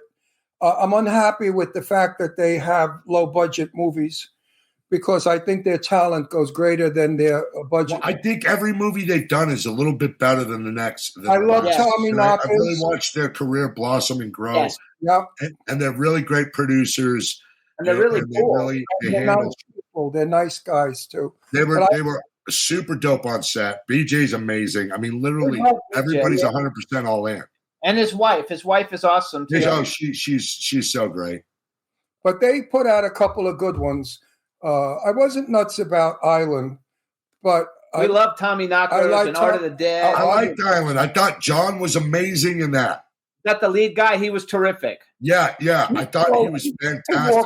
He walked away with the movie. He walked away with the movie. He was And fabulous. sometimes you got to, and he did. And bravo to him. I thought it was a great movie. I enjoyed it. I'm looking forward to the Alien Storm one, though, because we know everybody in it. Everybody. It's all friends made a movie, and it's going to be dope. And it's got some cool stuff in it. And So- the locations they got for that movie. Yeah, Look, well, I was in Malibu. I overlooking the water. And then I heard about the Vegas portion of it, and I heard it was super dope. Yeah, like all like underground and shit. Like it looked awesome. Yeah. I followed it. So let me ask you an actor's question. Okay, bullet point, because now you've been in. I mean, we had oh shit, I'm forgetting names. But like, what's the fucking Brad Pitt movie that you walk through? Bullet Train. Yeah, like we saw you like walking through with Bullet Train. Now, what's his name? I forgot. Who's the guy in the thing with you? I feel like an asshole. Like Paul Gunn. Yeah, Paul Gunn. Like you and Paul Gunn walking through Bullet Train together. We love Paul Gunn. Yeah, we love Paul and Joanne. I love the tomato. Joanne the tomato. I love her so much. I'm supposed to do a movie with Michael Marino. Oh, cool. I'm in a movie It's a with great Paul script. Gunn. Marino, what's up, dog? It's a great script. I really want to do that movie. You know what I'm saying? So I've read it a couple of times, which I don't always. I just usually read it and then take my shit out of it and make it mine. But this is where I picked. I want to apologize to Paul that I forgot his name. I feel retarded. That's a new question I'm asking all of my guests now that are actors, and I'm going to ask it to you. Do you read a script before you commit? Yes.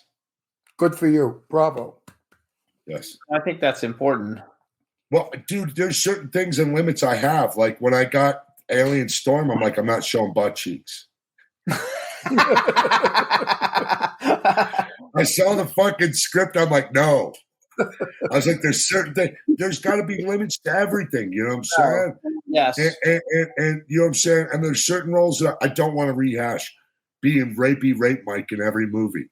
You know, that's the first role of lines I had. I was raping somebody in a prison shower. Well, would you like to star in a movie titled Drag Queens from Outer Space? And of course I would. You're the head drag queen. They sent me that script. I still can't get over it. It's months now. I'm in shock. Yeah, great. I'm super into it. Why not? Get the fuck out of here. He wouldn't do it. I wouldn't do it either. They thought I would do it in a heartbeat. You wouldn't do it. Yeah, you would. You would play a drag queen. Wait till you see him in his Yes. Goddamn right I would. I'm 51 years old. I want to play every damn role. They wanted me to do my Jane Russell impersonation, and I would be the head drag queen. The reason they came from Mars was because they ate all the men on their planet. There were men left. So they came to Earth to eat all the men here. So I wrote back to the writer. I said, who ate the guy's dick? And like I said before, I never heard from him again. BJ says you're fantastic in Alien Storm. That it was a very fun, and we're all going to love you in Alien Storm. I love BJ. BJ's really cool. So I have a question for you, real quick, because we got like 4 minutes left. Just sent me a TikTok where my beard commercials is viral. Oh, that's cool. Are you on TikTok? Yeah, Mike Ferguson 71. I like almost 100,000 people on there. I'm not very active on it. Okay. But I work for a lot of TikTokers. I don't do any of that. I just joined TikTok recently. Okay. I just do Facebook. I don't do the rest. So wait, because we've got like 4 minutes left. Is there a movie you want to push real quick besides? The one that's coming out on the 11th. I've got 2 movies coming out on the 11th. I've got another Brandon Slagle movie called Breakout with Louis Mandylor, Brian Krause. His second movie I worked with him on. That's perfect. I'm charmed. What's this? There's a beautiful, handsome man who plays Lewis's son. I got to pull it up real quick. Whatever. But I'm in that movie, and it comes out on the 11th too. So I've got 2 movies coming out. Have 2 movies coming out on the same day. That's awesome. Yeah, it's pretty crazy. I literally just got that. Just emailed me and let me know this. Okay. No, that's Devaney Pinn was a producer on this. James Brezak was a producer on this movie. Brendan Slagle directed it. I shot this around my birthday last year, maybe the year before. I don't know. That's not the one you went to Korea or someplace for, is it? No, that was after this movie.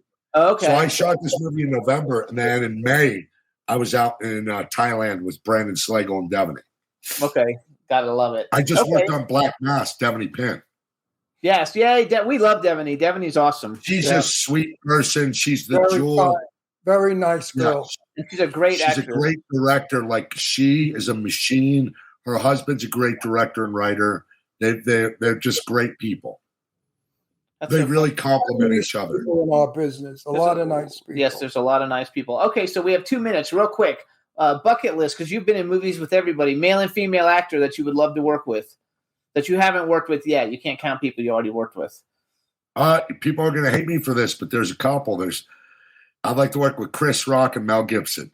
There you go. Okay, I love it. I love them both. Yeah, I'd really like to work with Mel Gibson. I think that, here I am at an age where all these older actors are starting to age. I'd perfectly look great beside them. Yeah, I think. Okay, I'm a little uglier than them. Female actress. But wait, I want to know Chris Rock. That's interesting. Chris Rock is really funny. He's hilarious. Yeah, he's a great actor too. If you saw Spiral, or you saw some of his earlier work. I just bought Spiral. I haven't seen it yet. I want to clarify that. So you want to be in a comedy with Chris Rock? No, he doesn't only do comedy. I would do a drama with Chris Rock. I would love to work with Chris Rock. I think he's one in a comedy. Either anything, drama, comedy. Spiral's a huge horror movie. I just wanted to clarify why he wanted to work with Chris Rock. Yeah, just because I think he's a legend. I mean, I think he's a legend. He's the funniest guy in the world. I love his work. He's the funniest guy in the world. I love his work. His Netflix special, everybody watch it. It's fucking hilarious. When he makes all those sound effects and stuff, he's just so funny. He's an underrated performer. He's amazing. Somebody I really want to try to work with is DJ from 8 Mile, fucking Hustle and Flow. I've worked with all the Hustle and Flow cast except for him. And he was just hiring for a movie, and I didn't get the fucking job. I auditioned.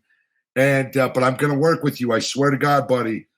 I love it. Continue that trifecta. All right. So you guys, the Colonials, and what's the other movie coming out on April 11th? We have Colonials. We have Breakout, Brendan Slagle's. I have The Last Deal out right now. Please go see it.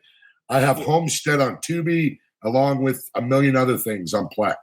There you go, because we got to go. We're out of time. So, Mike, congratulations on everything. We love you, and I just want to see you shoot up to be the #1 actor in Hollywood. We want to see you at the Oscars. How do you like that? All right. Love you guys.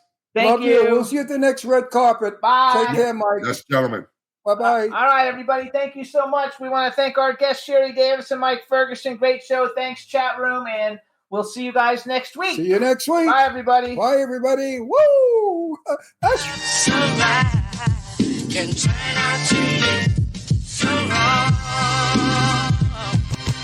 Yeah, we in the mix. Yeah, we in the mix. It's another episode. Here we go. The Jimmy Star Show with Ron Russell. Interviewing the hottest, newest, and truest of today's celebrities. Make sure to subscribe so you can get notified weekly. Jimmy Star, he's the king of cool. Ron Russell, he's a gorgeous dude. Chat room is live and you would be a fool not to vibe with us at the Jimmy Star Show with Ron Russell. Come watch it live on W4CY Radio. Miss some past episodes, download on iTunes. The Jimmy Star Show with Ron Russell. It's the Jimmy Star Show with Ron Russell.